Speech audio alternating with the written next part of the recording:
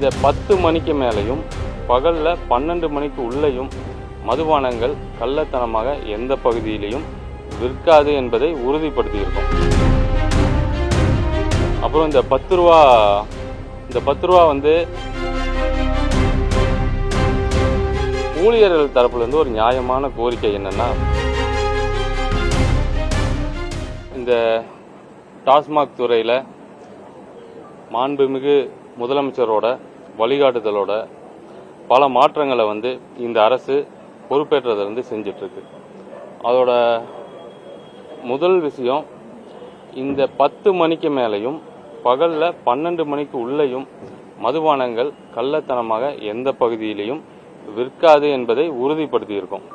இது வந்து கிட்டத்தட்ட ஒரு 15-20 வருஷமாக நடந்துட்டு இருந்த ஒரு செயலை நம்மளுடைய தமிழக வெற்றி கழகம் ஆட்சிக்கு வந்தவுடனே இமீடியட்டாக அதை வந்து தடுத்து நிறுத்தியிருக்கோம்.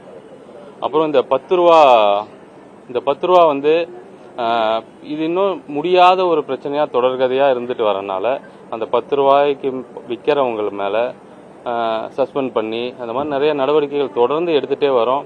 நிறைய பேர் வந்து சொல்லுவாங்க, இங்கே வித்துட்டு இருக்காங்க யாருமே பார்க்கல, கேட்கல, இந்த கடையில் கொடுக்குறாங்க கேட்கலன்னெலாம் சொல்லி பல விஷயங்கள் சமூக வலைதளங்களில் வந்துட்டு இருக்கும். பட் ஆனால் அடுத்த நாள் நான் இதுக்கு முன்னாடி சொன்ன மாதிரி அந்த பகுதிக்கு போகும்போது அந்த அடுத்த நாள் நிச்சயம் அவங்க வந்து சஸ்பெண்ட் செய்யப்பட்டிருப்பாங்க. ஸோ இந்த நிகழ்வு தொடர்ந்துட்டே இருக்கும்போது ஊழியர்கள் தரப்புலேருந்து ஒரு நியாயமான கோரிக்கை என்னென்னா, எங்களுக்கு ஒரு ஊதிய உயர்வு வேணும். அந்த ஊதிய உயர்வு இருந்துச்சுன்னா எங்களால் இந்த மாதிரி பிரச்சனைகள்லேருந்து நாங்கள் தவிர்த்துருவோம் அப்படின்னு சொன்னாங்க.